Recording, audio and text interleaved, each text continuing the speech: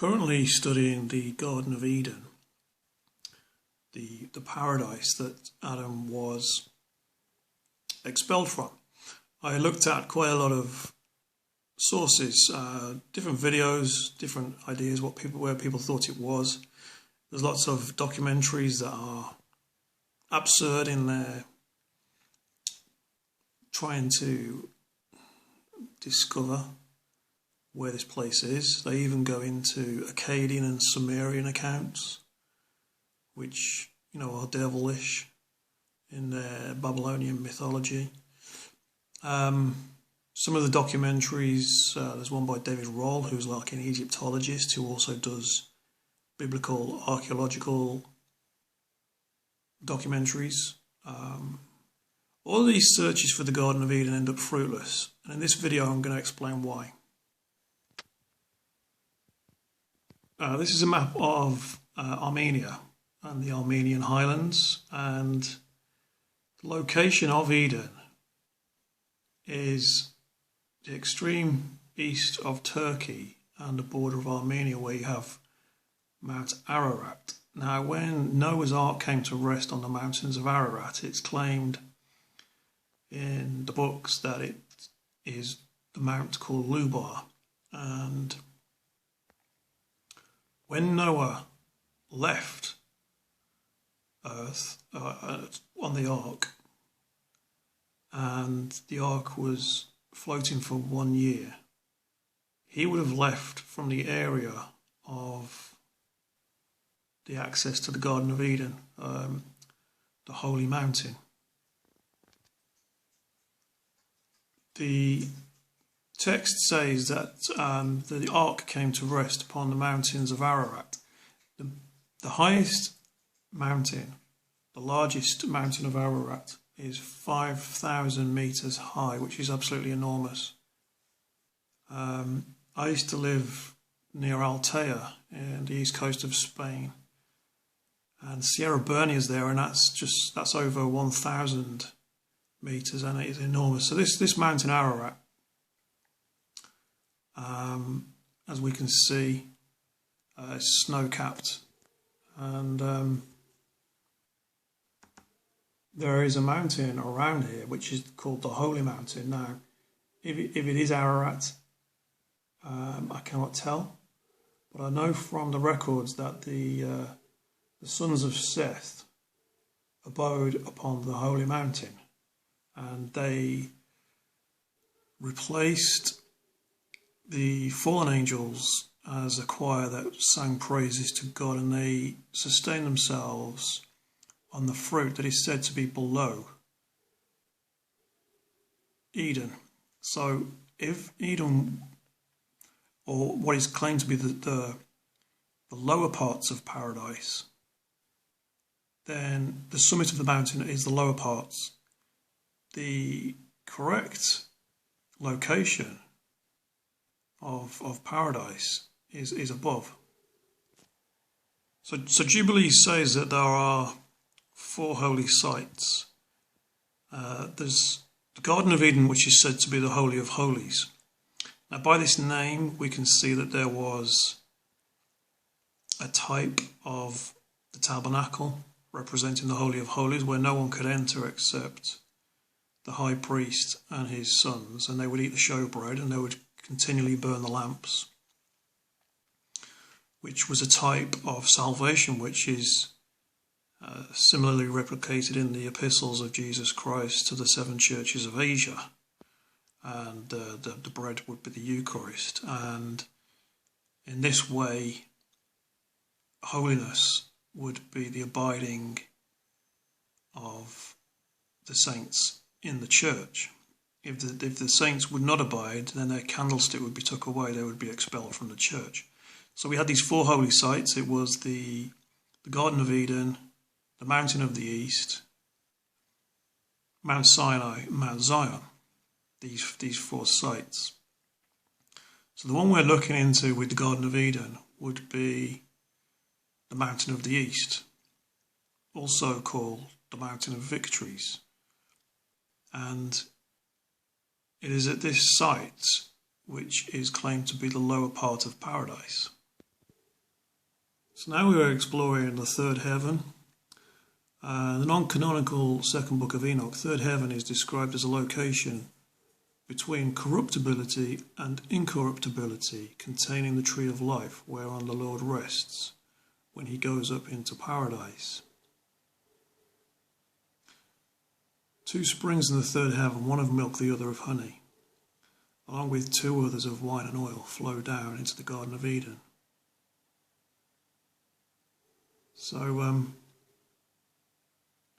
in contrast with the common concept of paradise, the second book of Enoch also describes it as a terrible place for those who do wrong, with all manner of tortures inflicted by merciless angels, those who dishonour God, who on earth practice sin against nature, including sodomites, sorcerers, enchanters, witches, the proud, thieves, liars, and those guilty of transgressions. In the Slavonic version of the Greek Apocalypse of Baruch, known as 3 Baruch, the author is shown a phoenix and a dragon residing there is said to eat the bodies of those who have spent their lives in evil. In Enoch, as well, in the book of Enoch, the first one, there's also, I think it's the last book in there, which was addressed to Methuselah. It just describes that the righteous and the the righteous and the unrighteous can see each other. And they can see the blessings of the righteous and the punishment for the unrighteous. But this third heaven, I know as there is the gates of heaven are there, where the sun comes out of these gates of paradise, and it travels across the earth. So we think about the Lord saying the kingdom of heaven, then this makes sense. Eden is the kingdom of heaven, it's the church of God. He says the kingdom of heaven does not come with observation, behold, the kingdom of heaven is within you. That means your faith will reveal to you the paradise of God, Eden, which is the church of God. Now, these gates of heaven are only able to be entered when we put off this garment of flesh. Adam was not created primarily in this garment of flesh. This came upon him after the transgression, when he became expelled into the earth and he had need of things earthly. Now, when he was in heaven and he was under the command of God, he was like a bright angel. He shone like a bright star. And when he transgressed, he lost his bright nature, and himself and Eve were sent down into lower paradise, into the mountain, and they abode on the holy hill. If we look at this third heaven here, this is footage as high as I can get of the earth. This is high altitude balloon footage when they send a balloon up. Now we can see this is the kind of height we're talking about with the third heaven. It's the causeway of the sun going across the earth. I'm reading the text now. The angel answered and said to me, have you perceived all these things? And I said, yes, sir. And he said, follow me again, I will take you and show you the places of the just. And I followed the angel, and he raised me to the third heaven and placed me at the entry of the door. And looking carefully, I saw the door was full of gold, 2 columns of gold, full above of gold letters. And the angel turned and said, blessed were you if you had entered into these doors, for it is not allowed for any to enter except those who have goodness and innocence of body in all things. And I asked the angel about everything and said, tell me, sir, on what account these letters are put on upon these tables? The angel answered and said to me, these are the names of the just, serving God with their whole heart, who dwell on the earth. And again I said, sir, therefore their names and countenance and the likeness of those who serve God are in heaven, and are known to the angels. For for they know who are the servants of God with all their heart before they go out of the world. And he took me down from the third heaven and led me into the second heaven. And again he led me on to the firmament, and from the firmament he led me over the doors of heaven. The beginning of its foundation was on the river which waters all the earth. And I asked the angel and said, Lord, what is this river of water? And he said to me, this is Oceanus. And suddenly I went out of heaven, and I understood that this is the light of heaven which lights all the earth. For the land there is 7 times brighter than silver.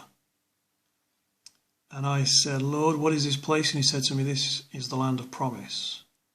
Hast thou never heard what is written? Blessed are the meek, for they shall inherit the earth. The souls therefore of the just, when they have gone out of the body, are meanwhile dismissed to this place. And I said to the angel, then this land will be manifested before the time. The angel answered and said to me, when Christ, whom you preach, shall come to reign, then by the sentence of God the first earth will be dissolved, and this land of promise will then be revealed. And it will be like dew or cloud. And then the Lord Jesus Christ, the King eternal, will be manifested and will come with all his saints to dwell in it. And he will reign over them 1,000 years, and they will eat of the good things which I shall now show unto thee.